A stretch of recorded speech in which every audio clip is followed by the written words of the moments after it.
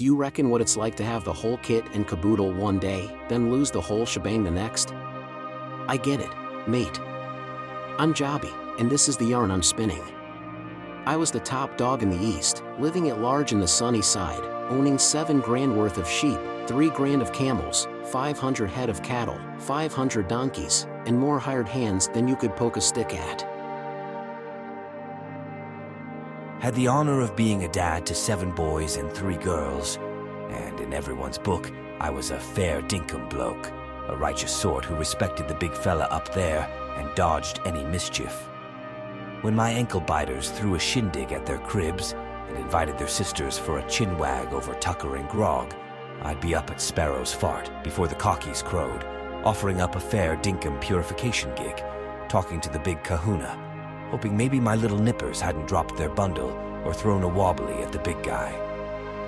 But then, in a gut-wrenching twist, while my mob was knocking back the bevies at the eldest bro's place, a courier rocked up and gave me the bad news.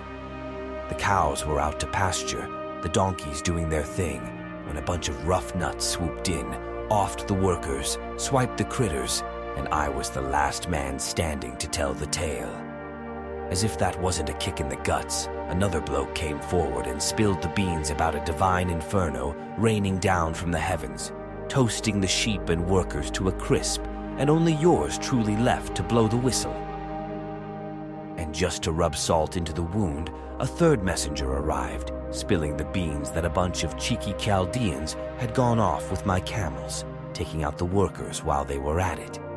Once again, yours truly dodged the bullet and lived to tell the tale.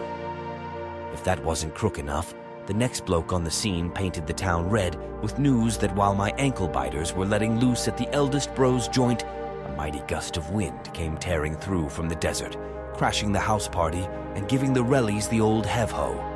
And wouldn't you know it, I was the last one standing again, dishing out the grim news. I'll tell you what, mate, that's when the wheels fell off and I was fair dinkum gobsmacked. Ripped me clobber and pulled me hair out, ended up flat on me back, groaning and carrying on like a pork chop. The thing that kept me up at night had come true. I'd copped a right flogging and lost the whole kit and caboodle, grabbed a bit of broken crockery and dug me nails into me skin, blubbering like a baby while I was sitting in the ashes. I hit me knees in front of the big fella and let rip. I came into this world with nothing, and that's how I'll leave it. The big fella giveth, the big fella taketh away. Blessed be the name of the big fella. Sheila, me missus, saw me carrying on like a pork chop and asked me, "You still reckon you're a good sort?" She copped a gobful from me, told her she was talking out the back of her head, carrying on like a 2-bob watch. Told her we've got to take the good with the bad, all part and parcel of the big fella's plan.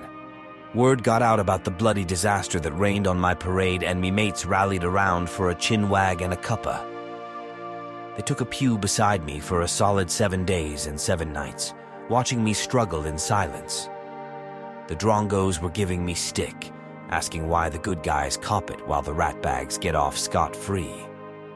My cobbers were fair dinkum set on the idea that I'd gone off the rails and needed to do some soul-searching to get back in the big fella's good books.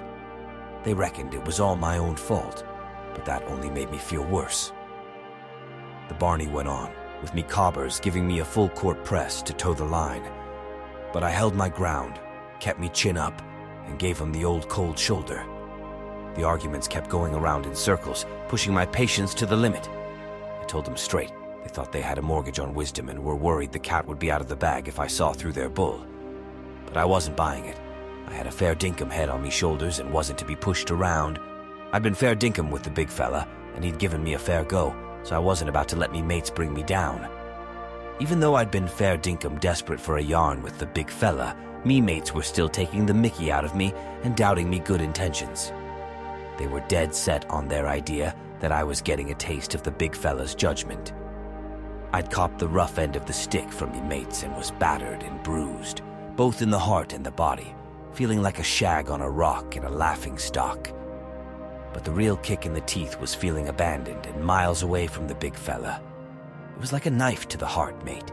Pleaded with the big fella for some answers, begged him to give me a sign, giving it a fair dinkum nudge 36 times, hoping he'd pipe up.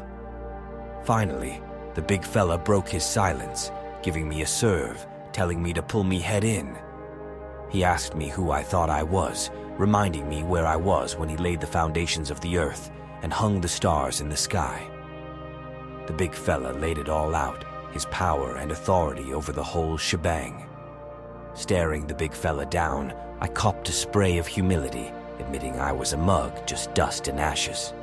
The big fella had a bone to pick with me mates, told him to bring a slab of lamb chops to the barbie and sort their heads out with a few prayers, 'cause they were off the mark. After I stuck up for him and had a chinwag with the big fella, he turned things around for me, doubling down on the blessings and restoring me good fortune. Me family and mates came around for a cuppa and a chinwag, sharing the good vibes and witnessing the big fella's handiwork. I lived a bloody good innings, mate, raking in more than 14,000 sheep, 6,000 camels, 1,000 head of cattle, and 1,000 donkeys. It was a ripper watching me ankle biters and their kids grow up, 4 generations deep. I carked it, mate, shuffled off this mortal coil and kicked the bucket. I'm jobby, and that's the tale of me life. And this here's the Super Millennium channel. If you enjoyed the yarn, give it a share with your cobbers and kin. Cheers, and may the big fella look out for you. I'll see you in the next video.